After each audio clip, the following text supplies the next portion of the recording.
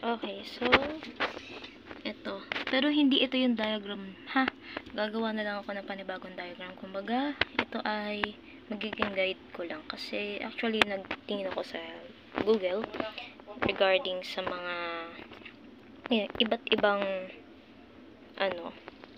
iba't ibang mga code, iba't ibang mga design ng circuit para do sa automated na automatic trash bin, pero failed at hindi ko siya magawa. So ang ginawa ko, nag-experiment ako. Okay, so gagawin natin siya ngayon step by step. Papakita ko sa inyo kung paano siya gawin. Okay, so meron ako ditong Arduino Uno. Syempre hindi ito yung original na Arduino Uno, sa Shopee ko lang nabili yan. Ito. Tapos, ito din, breadboard yan na maliit. Actually, hindi ko in-expect na ganito kalaki. Pero, pwede naman kahit yung malaking breadboard. Meron ako dito. Pakita ko sa inyo yung breadboard ko na isa. Ito, medyo malaki. Hindi ko siya mabuksan kasi one hand lang yung gamit ko. Ayan. Ito. So, yung gagawin ko kasi dapat is may LED. Kumbaga parang pag na-sense niya yung kamay ko, iilaw. Tapos pag wala, hindi. Pero baka hindi ko nagawin yun. Ayan. Huwag na natin pahirapan yung sarili natin. Pero possible yun, ha? Ayan. Yung ating mga servo motor. Kita ba? Ayan. SG90. 9 grams. Ayan. Ayan. Yung mga male to male wires.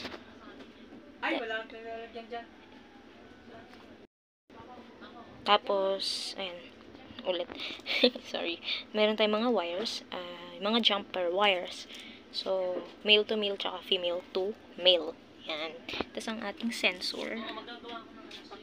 HCSRO4. Ayan. Okay. So, start na tayo.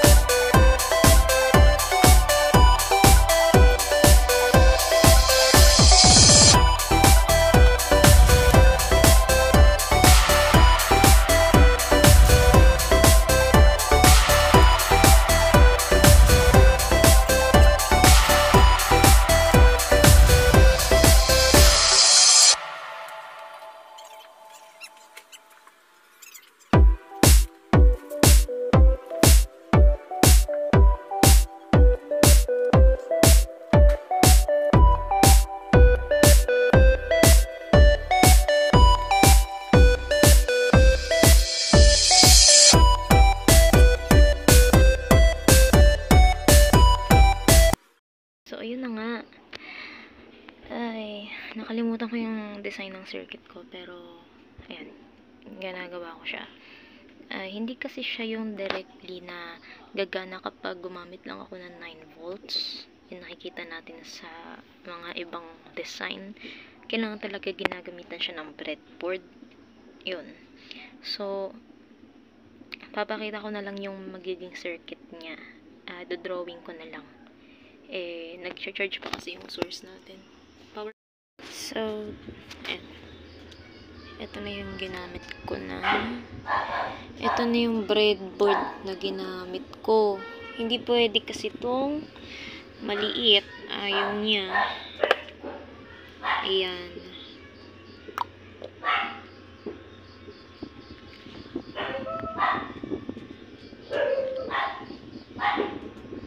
Tapos, diagram.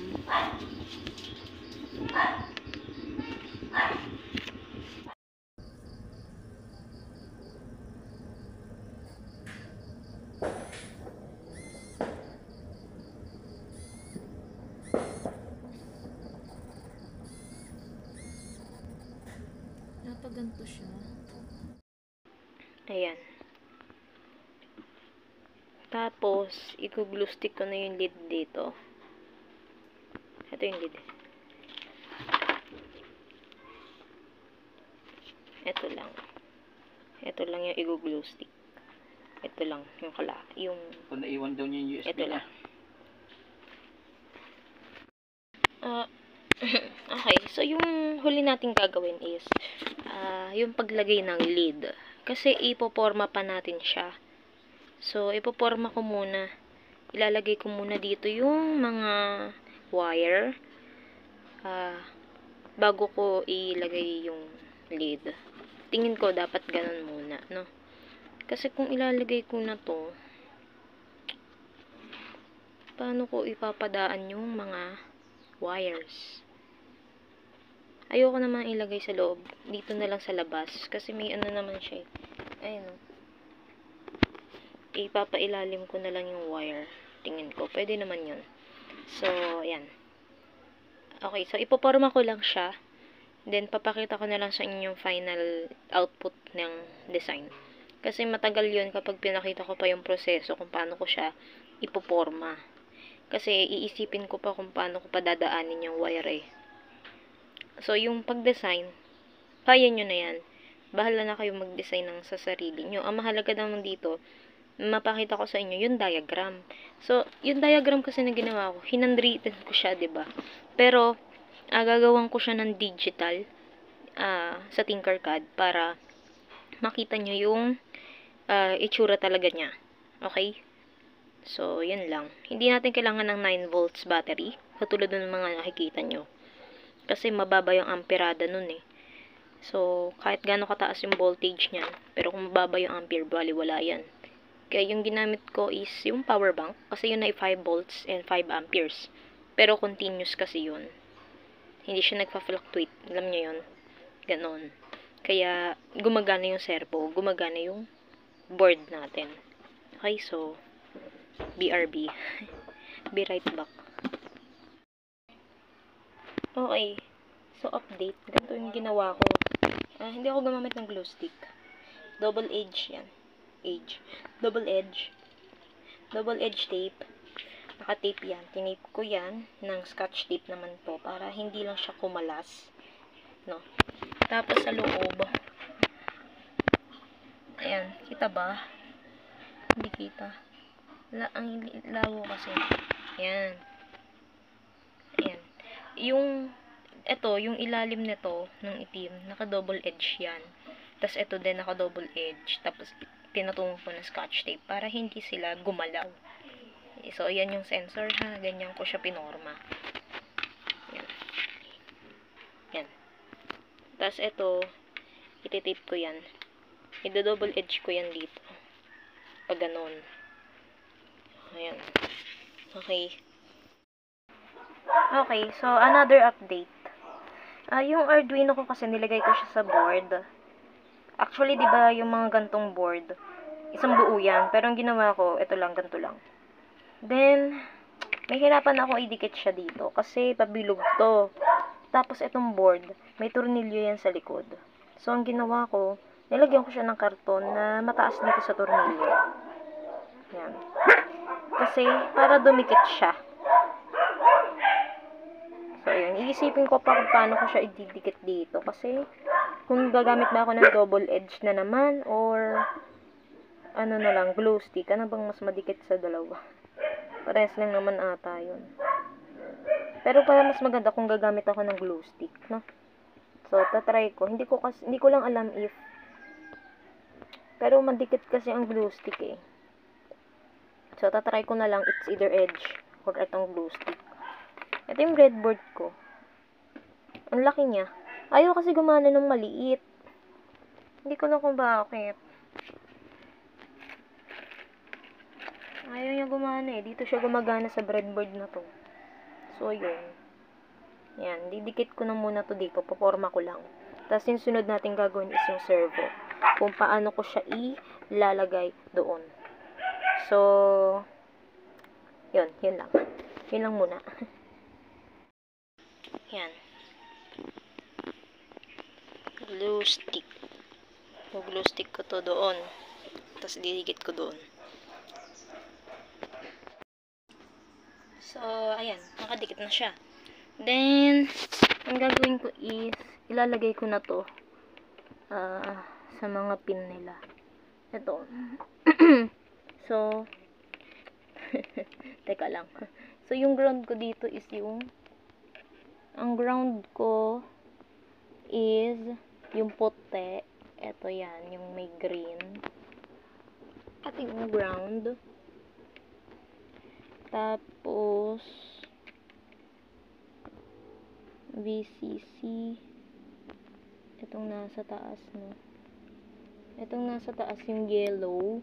Ito yung power. Tapos yung sumunod is yung trigger pin. Blue. Blue yun eh.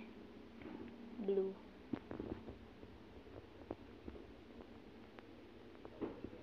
So, ayan. Teka lang. Ito yan. Ito kasi ako natingin. Eh, iba-iba yung kulay kasi nung nandito sa akin. So, ayan. Magkakasunod yan. Yung green, ito yung yellow sa kabila. Yan yung power. Yung blue, yung sumunod yan yung trigger pin. Trigger ba? Oo, yan yung trigger. Tapos yung kulay niya dito is green. Green. Green yung kulay niya. Trigger pin. Tapos echo pin. Tapos yung echo pin ko is violet. Kulay naman dito nun is blue. No, blue. Tapos yung white yung ground. Green. Yan. Basta ganun. So, ayan na siya. Uy! Ay. Wala. Ay. Oo, tama. Ayan na yun. So, ayan siya. Dinikit ko tong breadboard na napakalaki. Yan. So, lalagay ko na yung servo. So, guys, pag naririnig nyo siyang tumutunog, hindi ko alam kung naririnig nyo, pero natunog yan. Hindi ko alam kung naririnig nyo, pero natunog yan. Ibig sabihin, nagpo-flow na yung power, yung current niya. Okay? Pero, kailangan kasi fully charge yung nyo, power bank niya para gumana. Kasi, tignan nyo ha. Ayan. Yun. Pero kapag yan na-drain, hindi na naman siya gagana.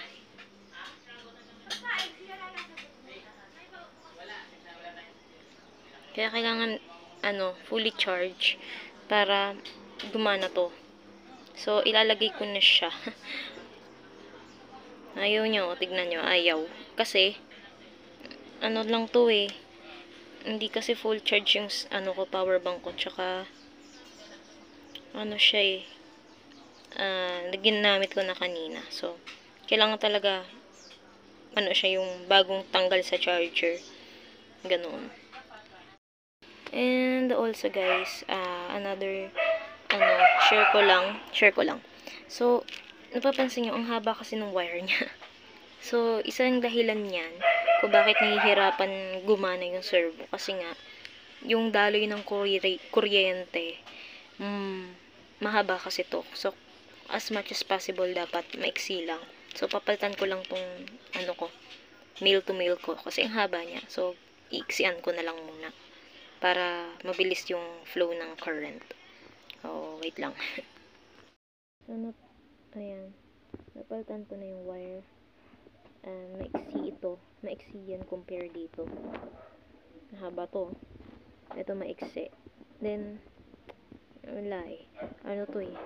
Hindi siya full charge. So, meron ako isang power bank doon. Charge ko siya. Hintayin ko nila ma-full. So, ipoporma ko na muna to.